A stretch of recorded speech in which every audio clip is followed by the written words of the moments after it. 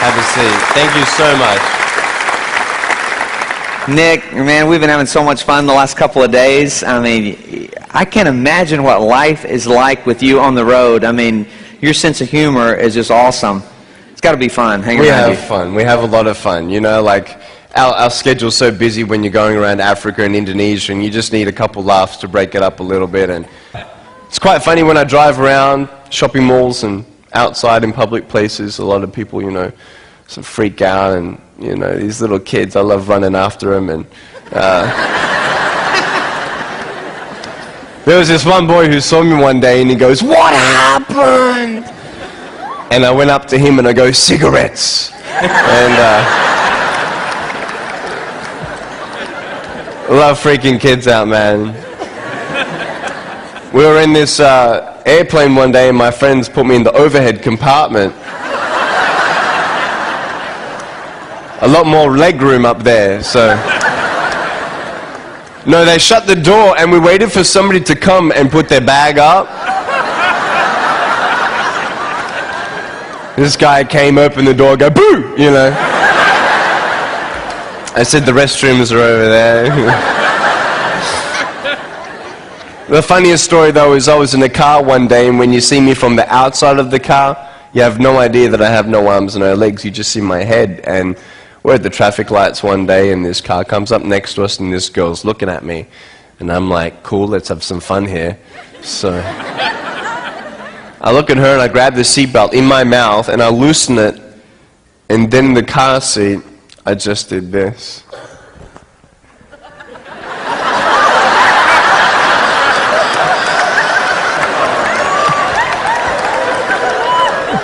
She was like...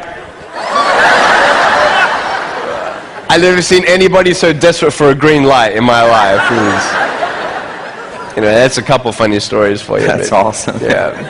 We have a lot of fun.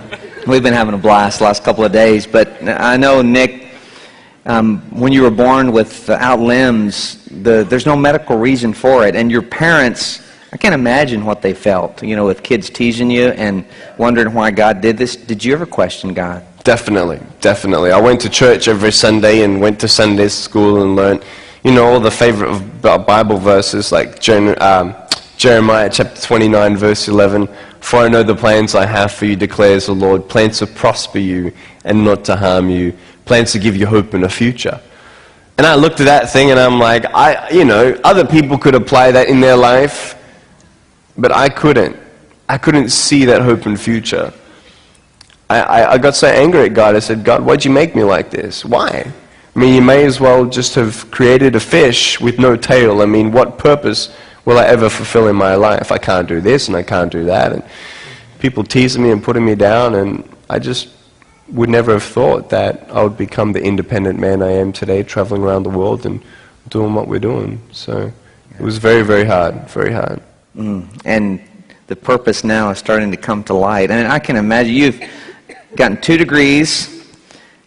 Type what? Oh, we've done a double degree in accounting and financial planning. I've done it, and by the grace of God. And with this foot, I type 43 words a minute on a normal computer. It's pretty cool. That's awesome. Yeah. Well, what was the turning point for you? I mean, questioning God, not knowing the purpose. I mean, what happened to get you to realize that God cared about you even in these times where you couldn't see it? Right. That is when my life changed. And before I was 15 years old, I realized that as human beings, we want to know 2 things. In your pain, you want to know that you're loved. And second of all, that everything's going to be okay. I couldn't see that anything was going to be okay. I never thought I'd get a job. I never thought I'd ever get married. I thought even if I ever did get married, I can't even hold my wife's hand. I won't be able to dance with my bride on our wedding night. And when we have children, how am I going to put my arms around my kids when they're crying?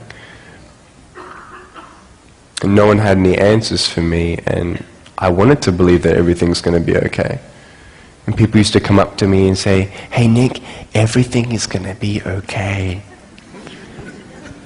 I used to go to him, everything is going to be okay. I want to go up there and headbutt him, you know what I mean? Like, what do you know? You don't know how my pain is. You don't know what's around the corner. How can you tell me that everything's going to be okay? But it was when I read John chapter 9 when I was 15 years old and was convinced that God knows. God knows what He is doing. You see, no one could tell me why I was born this way. And no one could tell the blind man in John chapter 9 why he was born that way either. But Jesus said it was done so that the works of God may be revealed through him. And it was done and it was shown. And just this tangible faith and peace of just knowing that someone understands. That God, who is bigger than my circumstance, is letting this happen for a reason. And I came to a point of saying, Lord, I don't understand this purpose, but I trust that you know what you're doing. And that is when that peace of God gives you that strength to get through from day to day.